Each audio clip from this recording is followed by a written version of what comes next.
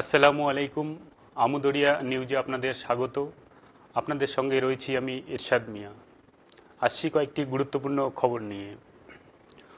মঙ্গলবার supreme court কলকাতার RG Kar medical college ও হাসপাতালে 9ই আগস্টে একজন শিক্ষানবিশ চিকিৎসক ধর্ষণ ও হত্যা মামলার আদালতের কার্যক্রমে লাইভ স্ট্রিমিং বন্ধ করার জন্য পশ্চিমবঙ্গ সরকার যে আবেদন করেছিল তা প্রত্যাখ্যান করেছে। 3 বিচারপতি বেঞ্চের সভাপতিত্বে ভারতের প্রধান বিচারপতি DY চন্দ্রচূড় পশ্চিমবঙ্গ সরকারের সিনিয়র অ্যাডভোকেট কপিল সিব্বলকে বলেন, আমরা এটি বন্ধ করব না।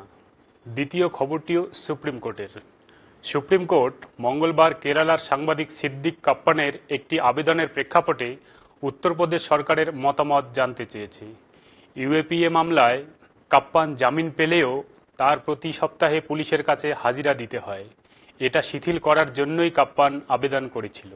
তার জেরেই জামিনের শর্ত শিথিল করার ব্যাপারে উত্তরপ্রদেশ সরকারের মত জানতে চেয়েছে সুপ্রিম কোর্ট।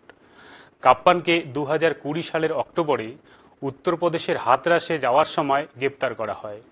সেখানে একজন দলিত মহিলাকে গণধর্ষণ করে খুন করা হয়। সেখানে অভিযুক্ত ছিলেন 4 জন। তার দেহ ময়না তদন্ত না করেই পুড়িয়ে দেওয়ার অভিযোগ ওঠে। সে ঘটনা কভার করতে গিয়ে কাপ্পান গ্রেপ্তার হন।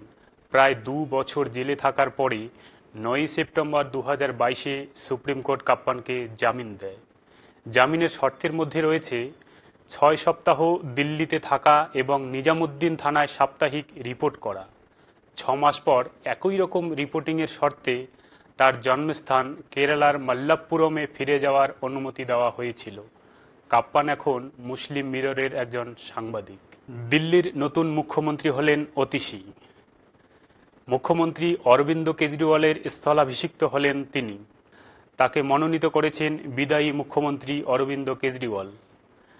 মিসেস ওতিশি আম আদমি পার্টির অন্যতম বিশিষ্ট ব্যক্তিত্ব।